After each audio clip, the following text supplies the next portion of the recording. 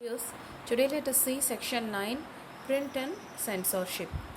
Let me tell a short story about this section. So இந்த செக்ஷனில் பார்த்தீங்கன்னா இந்தியாவில் நியூஸ் பேப்பர்ஸ் வந்ததுக்கப்புறம் சென்சார்ஷிப் அப்படின்னா லைக் நியூஸ் பேப்பர்ஸ் எல்லாமே பெர்மிஷன் வாங்கிட்டு, அதாவது கவர்மெண்ட் கிட்டக்க பெர்மிஷன் வாங்கிட்டு தான் எல்லா விஷயத்தையும் பப்ளிஷ் பண்ணணும் அப்படின்னு சொல்கிறதுக்கு பேர் தான் censorship.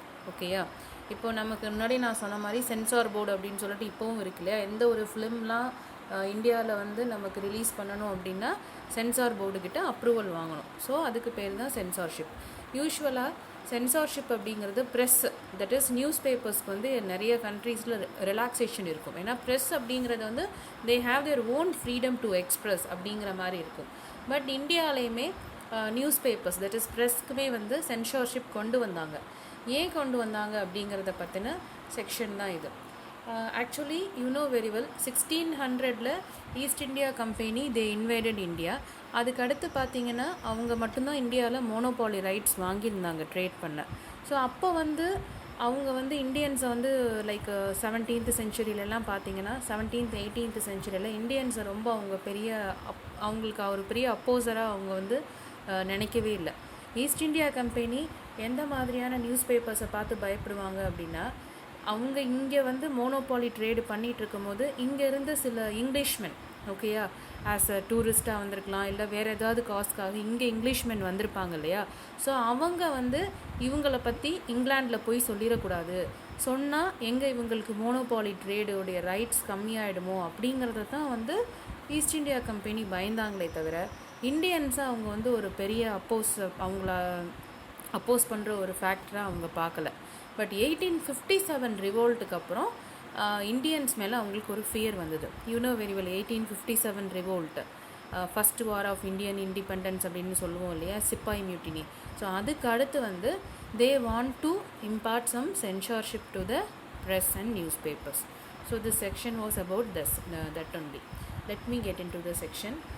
Before 1798, colonial state under East India Company was not too concerned with censorship. அவங்க வந்து 1798க்கு முன்னாடி சென்சார்ஷிப்பை ஒரு பெரிய விஷயமாகவே எடுத்துக்கல. Strangely, its early measures to control printed matter were directed against Englishmen in India who were critical of company misrule and hated the actions of particular company officers. So இந்தியாவில் இருந்த இங்கிலீஷ்மென், so அவங்க வந்து கம்பெனியோடைய மிஸ்ரூல், கம்பெனி வந்து இங்கே நிறைய வந்து overtake பண்ணிகிட்டு இருந்தாங்க, இந்தியாவில் வந்து நிறைய மிஸ்ரூல் பண்ணாங்க.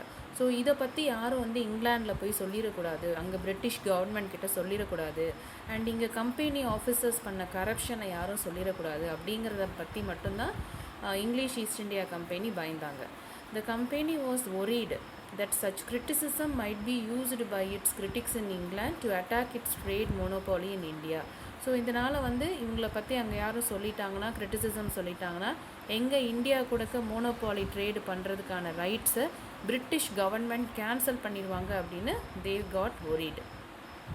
By 1820, Calcutta Supreme Court passed certain regulations to control press freedom, and the company began encouraging publications of newspapers that would celebrate British rule.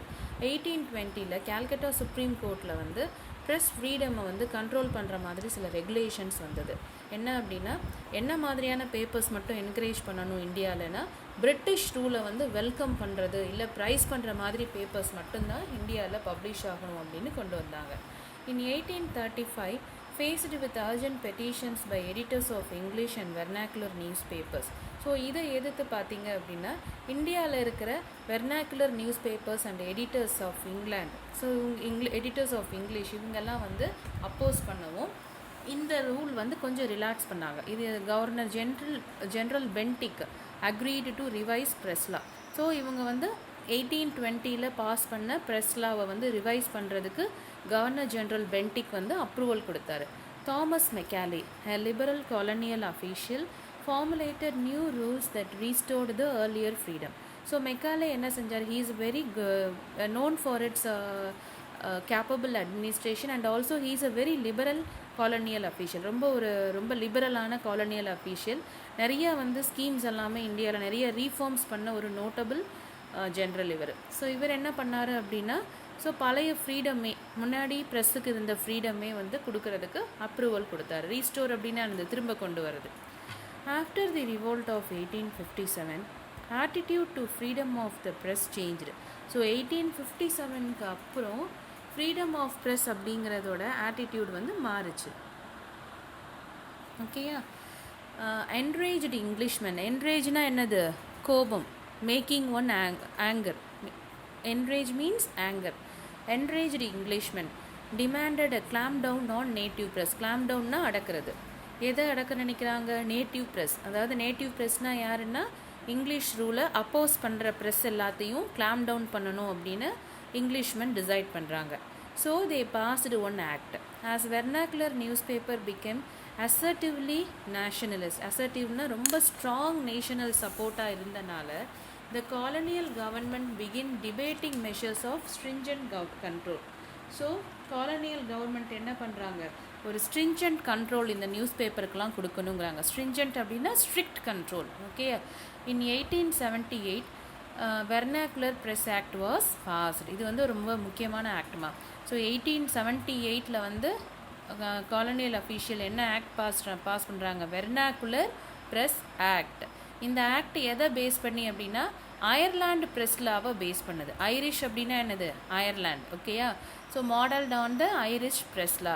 So இந்த ஆக்ட் படி என்ன அப்படின்னா இந்தியாவில் இருக்கிற வெர்னாக்குலர் நியூஸ் பேப்பர்ஸ்லாம் வந்து அவங்களுடைய ரிப்போர்ட்ஸ் எல்லாமே வந்து English officials East India Company monitor பண்ணுவாங்க.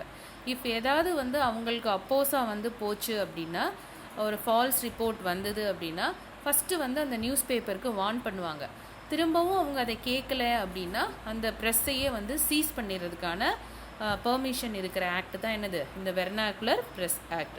ஸோ நியூஸ் பேப்பர்ஸ்க்கெல்லாம் ஒரு இன்டைரக்ட் சென்சார்ஷிப் கொடுத்தது வந்து எது? இந்த vernacular press act. Okay, let us see that in detail and a very important 5-mark question. Okay, in 1878 Vernacular Press Act was passed and it is based on Irish press law. It provided the government with extensive rights to censor reports. So கவர்மெண்ட்டுக்கு வந்து full rights எதுக்கு? News பேப்பரில் வர reports எல்லாம் sensor பண்ணுறதுக்கு. and editorials in the vernacular press.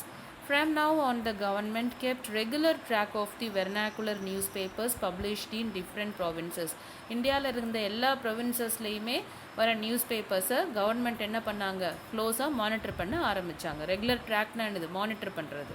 when a report was judged as seditious, seditiousனால் எதுவும் ஃபால்ஸாக இருந்தது அப்படின்னா newspaper was warned. First warning கொடுப்பாங்க. And if the warning was இக்னோர்ட்னா அதை ஒபே பண்ணலை அப்படின்னா the press was liable to seize. liableனா என்னது? they have the permission to seize. seizeனா என்னது? பறிமுதல் செய்கிறது. permission to seize and the printing machinery confiscated. ஓகேயா? confiscatedனாலும் சீஸ்னாலும் பறிமுதல் தான். Okay, despite repressive measures. ஓகேயா? ஸோ இந்த மாதிரியான மெஷர்ஸ்க்கு இடையில் நேஷனல் ரெப்ரெசிவ்ஸ்னால் அடக்குமுறை. Nationalist newspapers grew in numbers in all parts of India. என்னதான் பிரிட்டிஷ் கவர்மெண்ட் இந்த மாதிரி நம்மளை அடக்கினாலும் நிறைய நியூஸ் பேப்பர்ஸ் வந்து இந்தியாவில் வந்துட்டு தான் இருந்தது.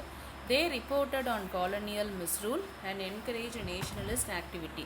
எல்லா நியூஸ் பேப்பர்ஸுமே பார்த்தீங்கன்னா காலனியல் மிஸ்ரூலை வந்து அப்போஸ் பண்ணுச்சு. ஓகேயா? And attempts to throttle nationalist criticism provoke militant protest.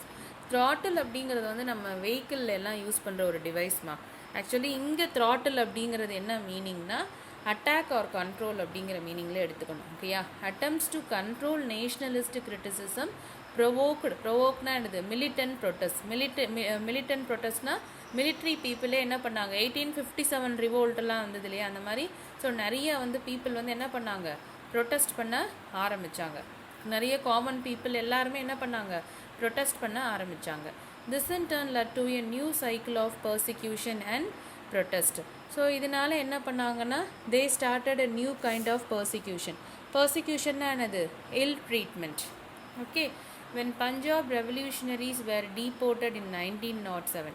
பஞ்சாபில் அந்த மாதிரி ரெவல்யூஷனரிஸ்லாம் என்ன பண்ணாங்க? நாடு கடத்தினாங்க. டீபோர்ட்டட்னா என்னது? நாடு கடத்துறது. Balgangadhar Tilak wrote with a great sympathy about them in his Kesari. So இந்த மாதிரி மிலிட்டன்ஸ்க்கு அவங்கள யாரெல்லாம் எதுக்குறாங்களோ அவங்களுக்கெல்லாம் ஒரு டிஃப்ரெண்ட்டான தண்டனைகள், பெர்சிக்யூஷன்னா என்னது, இல் ட்ரீட்மெண்ட் பண்ண ஆரம்பித்தாங்க. ஸோ நம்ம பஞ்சாபில் வந்து அவங்கள எதிர்த்து போராடினவங்களெல்லாம் என்ன பண்ணாங்க, டீபோர்ட்டட்னா நாடு கடத்தினாங்க. ஸோ இதை பற்றி பாலகங்காதர் திலக் கூட அவரோட நியூஸ் பேப்பரான கேசரியில் மென்ஷன் பண்ணியிருப்பார். This led to his imprisonment in 1908. அதனால என்ன பண்ணாங்க, பாலகங்காதர் திலக்கையும் இம்ப்ரெசன்னா என்னது, புட் இன் ஜெயில், அவர் ஜெயிலில் போட்டாங்க. எப்போது, 1908. Provoking in turn widespread protest all over India. So ப்ரொவோக்கிங்னா என்னது, ஸ்டிமுலேட். ஸோ அவரை ஜெயிலில் போட்டனால நிறைய இந்தியா ஃபுல்லாகவே பார்த்திங்கன்னா ப்ரொட்டஸ்ட்னா போராட்டம் வந்து வெடிச்சுது, போராட்டம் உருவாச்சு.